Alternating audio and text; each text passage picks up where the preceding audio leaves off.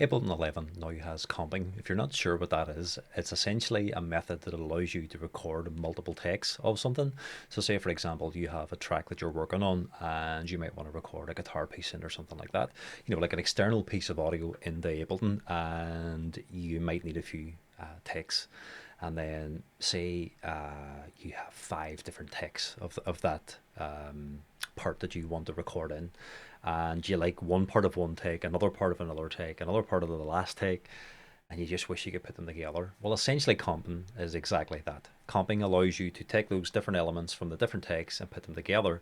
Now, you don't have to set this up in the sense that when you start recording, Ableton takes each take for you. So it's not something that you need to set up. It basically happens in the background. You just need to know where to look for these different takes. And I'm going to give you an example now with Ableton and show you what way I use it. This is for Ableton 11 and on. As this tutorial is been put together, it's in beta testing, but it shouldn't be much longer before it's out. I don't have an exact date, but yeah, hopefully by the time you check this out, it'll be out already. And yeah, so comping's fantastic. It allows you to do that, but it also allows you to kind of use it as a creative tool, and I'm going to show you that towards the end as well. So let's hop into Ableton and we'll have a wee example of something I've put together earlier. So essentially what I've done is I have an instrument with an Ableton, then some drums, and also a guitar part that I recorded in live. And essentially it took me a few goes to get this the way that I wanted it. And if I go down to the channel that I've recorded on, you can just see one version of my take. Now there's it's kind of divided into 3 sections that are all put together. But if I right click here and say show take lines, there's a shortcut there for it as well. Essentially if I do that, these are all the different takes that I've done of this recording. So we're going to actually try this now as well, just so you can see how it basically works in kind of real life, I guess.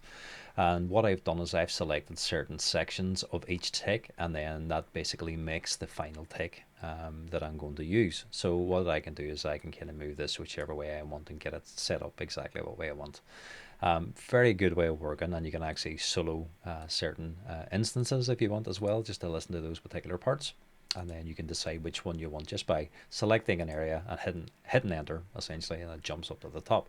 So let's play this back and then we'll try and re-record it again. I'm just going to hide those lines again, just so we have this version here. So let's have a listen to how it sounds. I have a loop here as well.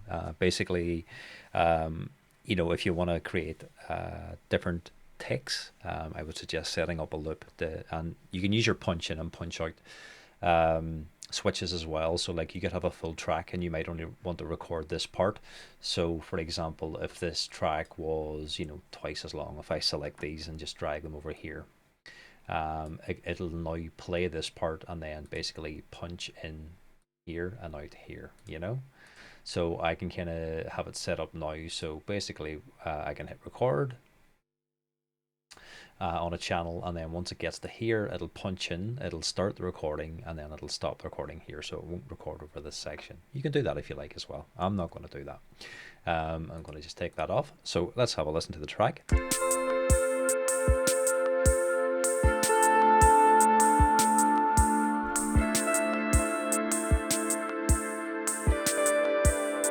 I've kept it very basic because I'm not actually a guitar player, but I can mess around and try and find the notes that I'm after and play them in. But yeah, don't hand me a guitar and ask me to play in a band or something. I just wouldn't know what to do with it. I genuinely wouldn't. But that's okay. The good thing about Ableton as well is you can pop in a tuner and you can just work your way through the fretboard of a guitar and learn it yourself. Well, learn the basics of it at least anyway.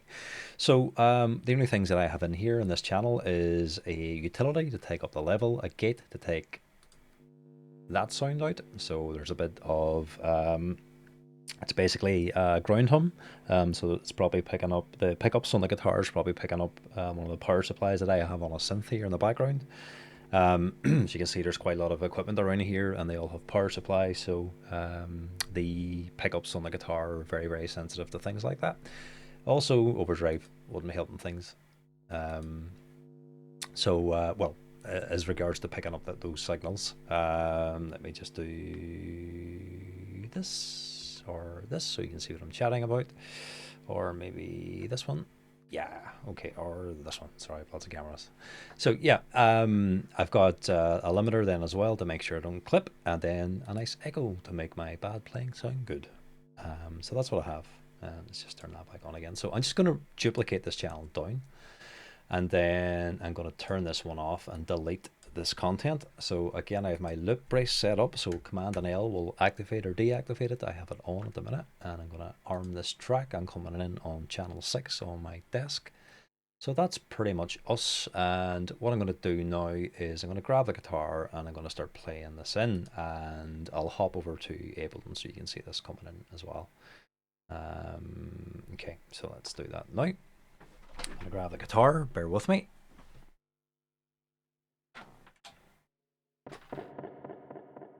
Ooh, that sounded nice. You'd make a track out of that alone. Right, okay, so without further ado, let's record this in. I might actually go to this. It might be a better way for you to see what's going on. Okay, so just find C again. Close. Okay, so you can see now why I've got a tuner in here as well. It just makes sense for someone that doesn't really play guitar. Okay, so I've got a 1 bar count in, and literally I'm just going to hit record, and away we go.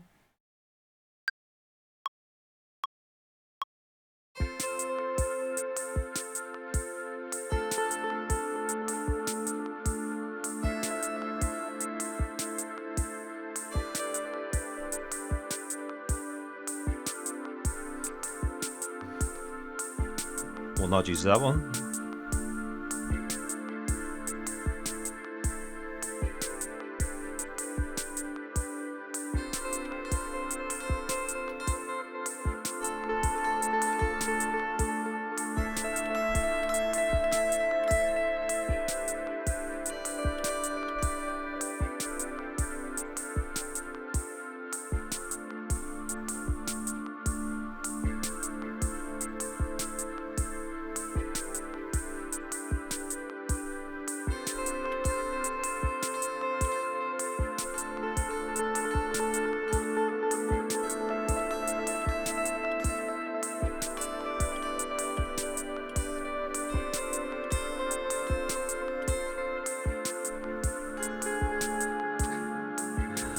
Yeah, I think for everyone's sake, we'll stop there.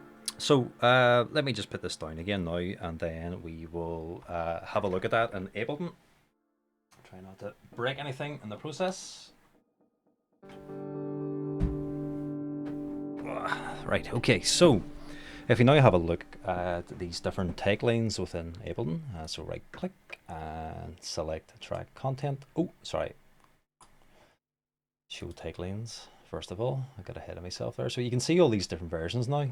So I can select whatever one I want. And I'm gonna, it's kind of hard to see them here, I guess. But essentially, yeah, so we'll just try a couple and see. I think one of the first ones was the best, to be totally honest, or the only one.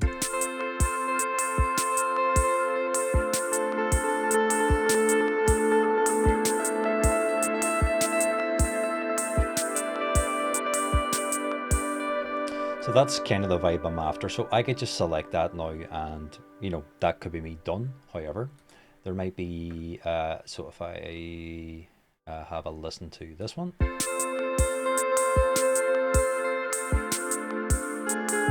So I could say maybe I want that there and this here. Just come out of that a wee second. So let's just drag this back. Okay, so say that. So that's basically now, once we listen back to this, it'll be an amalgamation of these two takes.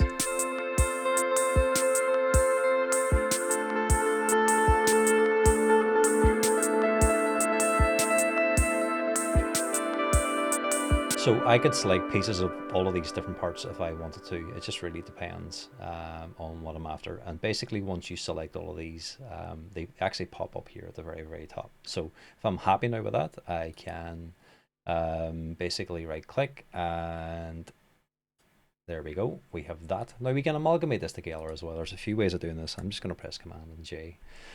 What you can do as well is you can zoom into it and just do a crossfade or something like that. There's no real audio there anyway, so it's not going to make any real difference. But for the sake of good practice, I guess, we can have that. So let's just double click on those, Command J to join, and we now have that piece of audio. So what we could do is we could actually use both of these together now. I'll just join that one together as well, and maybe we'll do a wee reverse or something on this one for the fun of it. So this is essentially comping and how it works, and it's a fantastic tool, especially if you're maybe working in a music studio or something like that. I can see how good this will be, you know. So let's have a listen.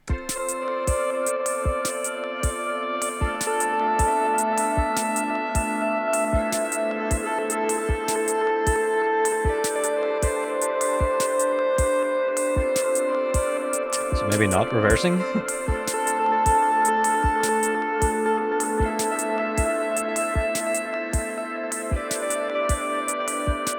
So next up, you could grab the bass guitar and bring that down and try and create a nice bass line, or you know, use a synth within Ableton. I'll not put you through that though. So that's pretty much everything for now. Hopefully you found that helpful and slightly enjoyable, I guess, bar the bad playing. And I'll see you in the next tutorial. Thank you. See ya.